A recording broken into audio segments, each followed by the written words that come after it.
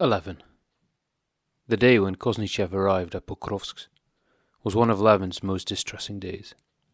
It was the most pressingly busy season of the year, when an extraordinary tension of self-sacrificing labour manifests itself among all the peasants, such as is never shown in any other condition of life, and such as would be highly esteemed if the people who exhibit this quality esteemed it themselves, if it were not repeated every year, and if the results of that tension were not so simple. To mow or reap the rye and oats, and cart them, to finish mowing the meadows, to replough the fallow land, to thresh the seed corn and sow the winter rye. All this seems simple and ordinary. Yet, to get it all done, it is necessary that all the peasants, from the oldest to the youngest, should work unceasingly those 3 or 4 weeks, 3 times as hard as usual, living on kvass, onions, and black bread, threshing and carting the sheaves by night, and sleeping not more than 2 or 3 hours out of the 24. And this is done every year, all over Russia. Having lived most of his life in the country, and in close contact with the peasants, Levin always felt, at this busy time, that this general stimulation of the peasants communicated itself to him. Early in the morning he rode to where the first rye was being sown, then to see the oats carted and stacked, and returning home when his wife and sister-in-law were getting up, he drank coffee with them, and then walked to the farm where the new threshing machine was to be started to thresh the seed corn.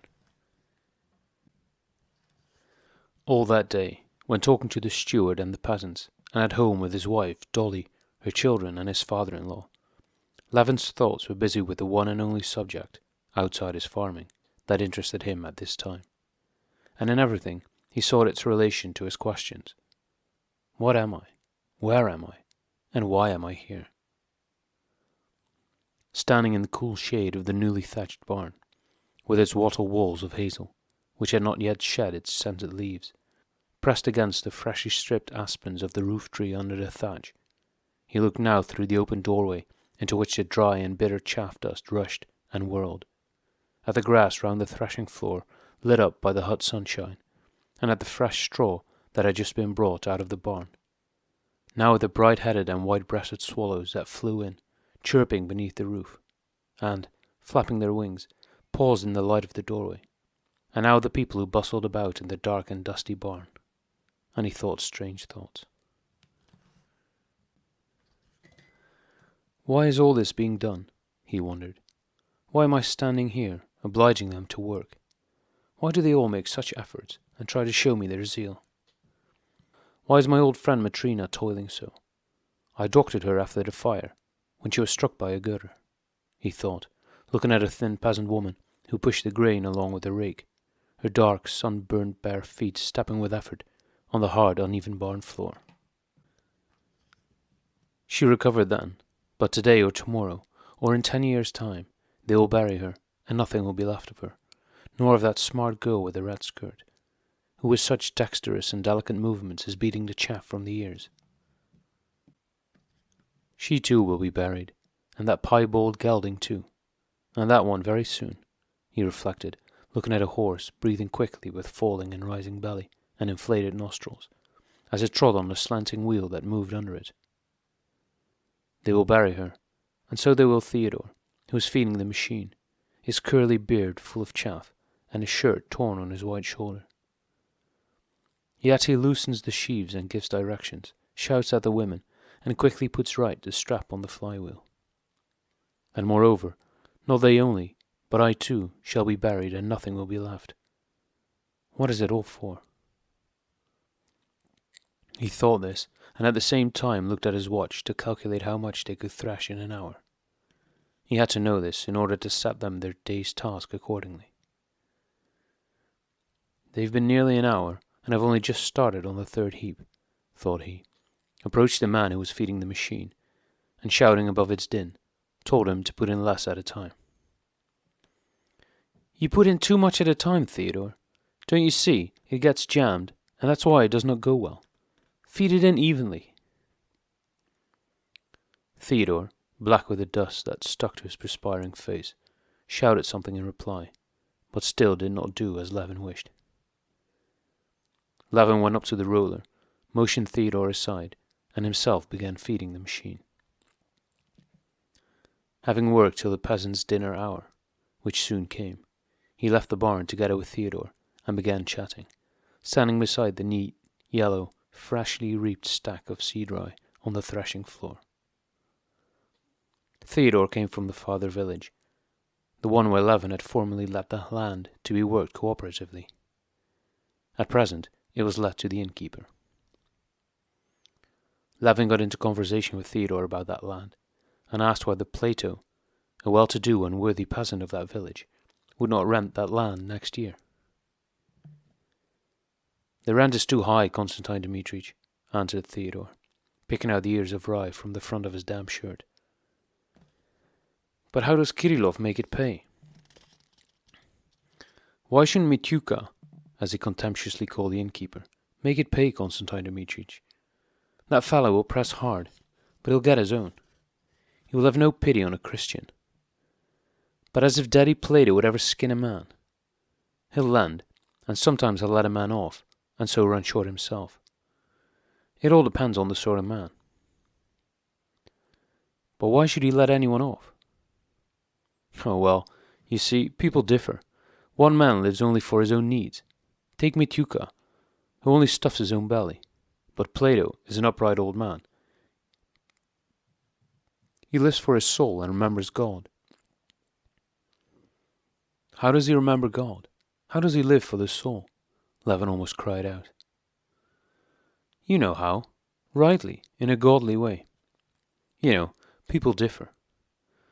Take you, for instance. You won't injure anyone either." Yes. Goodbye," uttered Levin, gasping with excitement, and turning away, he took his stick and walked quickly away toward home.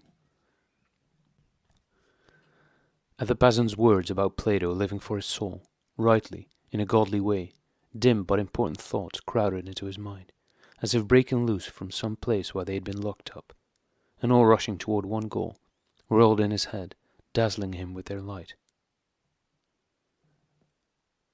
12.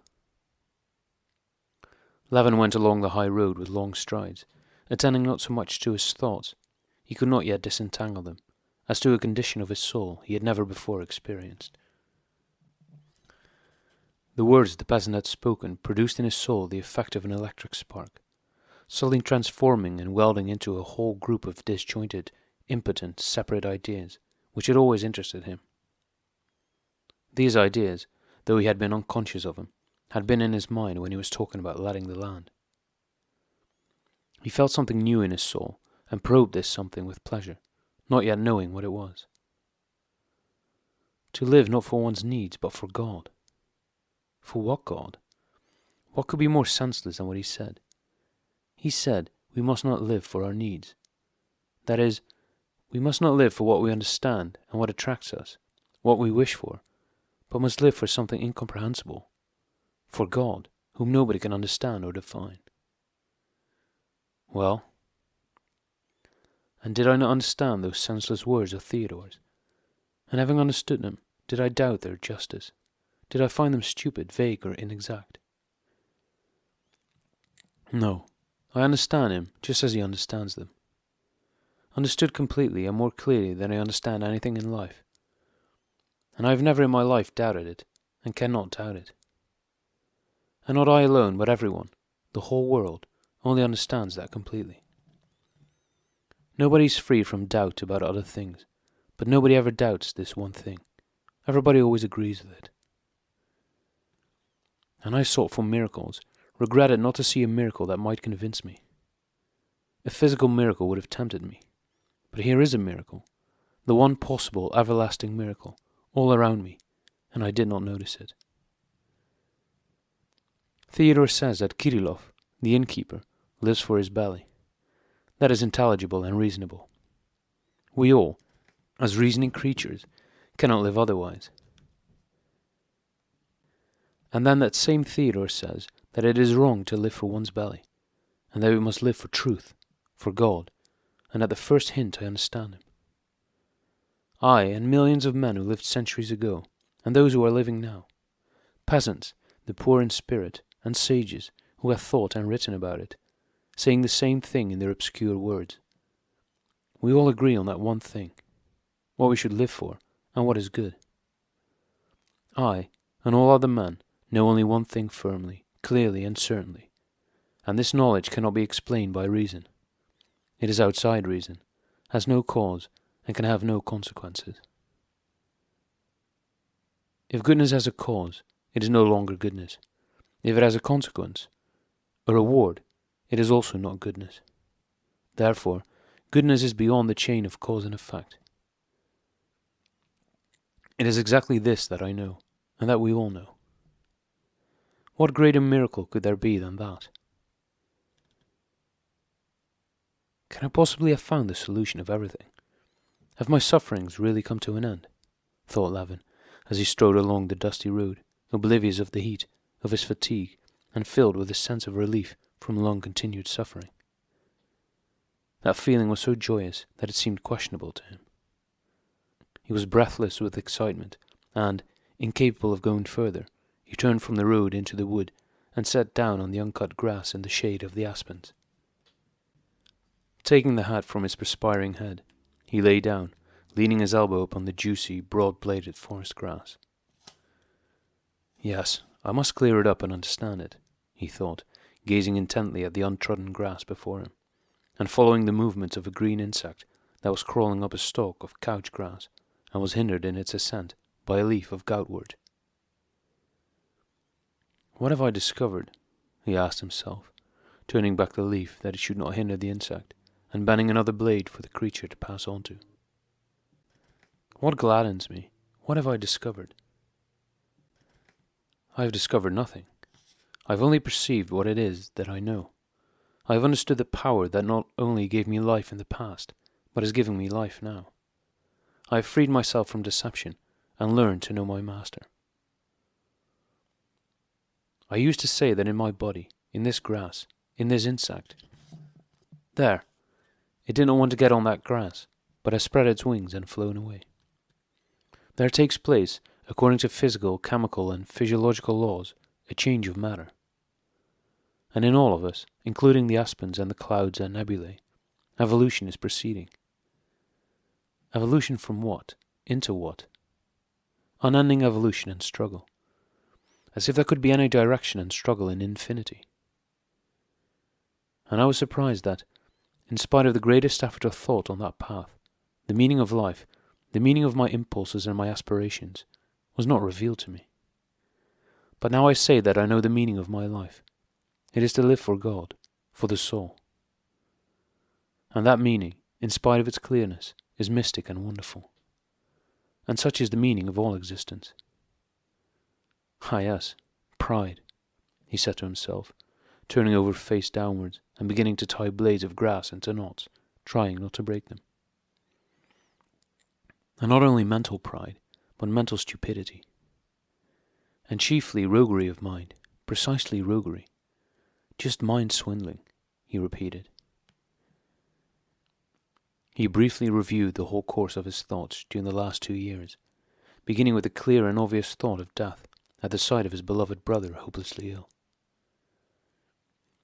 Having then for the first time clearly understood that before every man and before himself there lay only suffering, death, and eternal oblivion, he had concluded that to live under such conditions was impossible, that one must either explain life to oneself so that it does not seem to be an evil mockery by some sort of devil, or one must shoot oneself.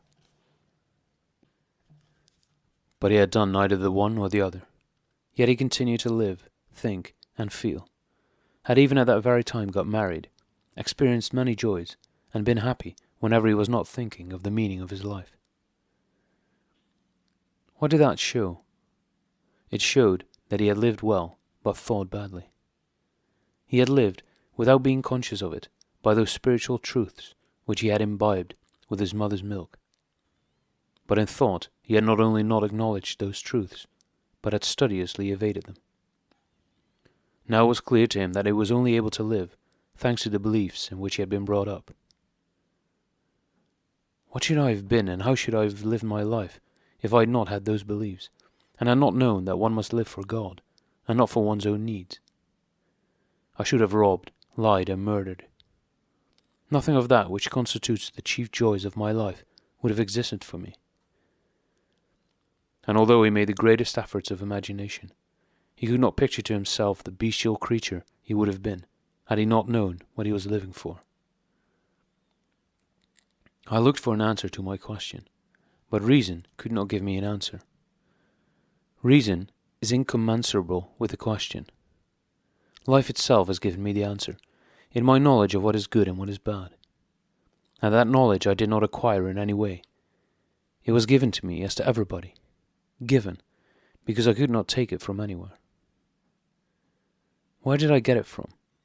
Was it by reason that I attained to the knowledge that I must love my neighbour and not throttle him?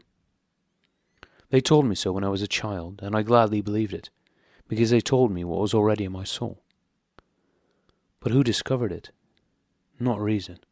Reason has discovered the struggle for existence, and the law that I must throttle all those who hinder the satisfaction of my desires. That is the deduction reason makes. But the law of loving others could not be discovered by reason, because it is unreasonable. 13. Levin remembered a recent scene between Dolly and her children.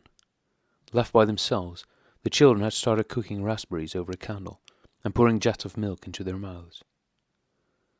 When their mother caught them at this pursuit, she began in Levin's presence to impress on them how much trouble what they were wasting had cost grown-up people. That trouble had been taken for them, that if they broke cups, they would not have anything to drink tea out of, and if they spilled milk, they would not have anything to eat and would die of hunger. And Levin was struck by the quiet, dull disbelief with which the children listened to these remarks from their mother. They were only grieved that their amusing game had been ended, and they did not believe a word of what she was saying. And they could not believe it, because they could not imagine the whole volume of all they consumed, and therefore could not conceive that what they were destroying was the very thing they lived on. That's quite a different matter, they thought, and not in the least interesting or important, because those things always have been and always will be. It is always the same thing over and over again. There is no need for us to think about that. It's all ready for us. But we want to think out something of our own invention and new. Now we thought of putting raspberries in a cup and cooking them over a candle, and of pouring milk into each other's mouths like fountains. That is amusing and new, and not at all worse than drinking out of cups. Don't we, and didn't I, do just the same when intellectually I sought for the meaning of the forces of nature and the purpose of human life? He went on thinking. And don't all the philosophic theories do the same, when by ways of thought, strange and unnatural to man, they lead him to a knowledge of what he knew long ago, and knows so surely that without it he could not live? Is it not evident in the development of every philosopher's theory that he knows in advance, as indubitably as the peasant Theodore, and not a whit more clear than he, the chief meaning of life, and only wishes, by a questionable intellectual process, to return to what everyone knows? Supposing now that the children were left alone to procure or make cups for themselves, and to milk the cows and so on, would they play tricks? No, they would die of hunger. Suppose we, with our passions and thoughts, were left without the conception of God, a creator, and without a conception of what is good, and without an explanation of moral evil. Try to build up anything without these conceptions. We destroy because we have our fill spiritually. We are children indeed. Whence comes the joyful knowledge I have in common with the peasant, and which alone gives me peace of mind? Where did I get it? I, educated in the conception of God, as a Christian, having filled my life with the spiritual blessings Christianity gave me, brimful of these blessings and living by them, I, like a child, not understanding them, destroy them. That is, I wish to destroy that by which I live. But as soon as an important moment of life comes, like children when they are cold and hungry, I go to him. And even less than the children whose mother scolds them for their childish mischief, do I feel that my childish attempts to kick, because I'm filled, should be reckoned against me. Yes, what I know not by my reason, but because it has been given to me, revealed to me, and I know it in my heart by faith in the chief thing which the Church proclaims. The Church, the Church, Levin repeated to himself. He turned over, and leaning on his elbows began looking at a herd of cattle in the distance, approaching the river on the other side. But can I believe in all that the Church professes? He asked himself, testing himself by everything which might destroy his present peace of mind. He purposely thought of those teachings of the Church which always seemed most strange to him, and that tried him. The creation. But how do I account for existence? By existence, by nothing. The devil and sin. And how do I explain evil? A Saviour. But I know nothing, and can know nothing but what is told me and to everybody. And it now seemed to him that there was not one of the dogmas of the Church which could disturb the principal thing, faith in God, in goodness, as the sole vocation of man. Each of the Church's doctrines might be represented by faith in serving truth rather than serving one's personal needs. And each of them not only did not infringe that belief, but was necessary for the fulfillment of the chief miracle ever occurring on earth. The possibility of every one, millions of most diverse people, sages and idiots, children and old men, peasants, Lvov, Kitty, beggars and kings, indubitably understanding one and the same thing, and forming that life of the spirit which alone is worth living for, and which alone we prize. Lying on his back, he was now gazing at the high, cloudless sky. Don't I know that that is infinite space, and not a rounded vault? But however I may screw my eyes and strain my sight, I cannot help seeing it round and limited. And despite my knowledge of it as limitless space, I am indubitably right when I see a firm blue vault, and more right than when I strain to see beyond it. Levin ceased to think, and only, as it were, hearkened to mystic voices that seemed to be joyously and earnestly discussing something. Can this really be faith? He wondered, afraid to believe in his happiness. My God, I thank thee, he uttered, repressing his rising sobs and wiping away with both hands the tears that filled his eyes.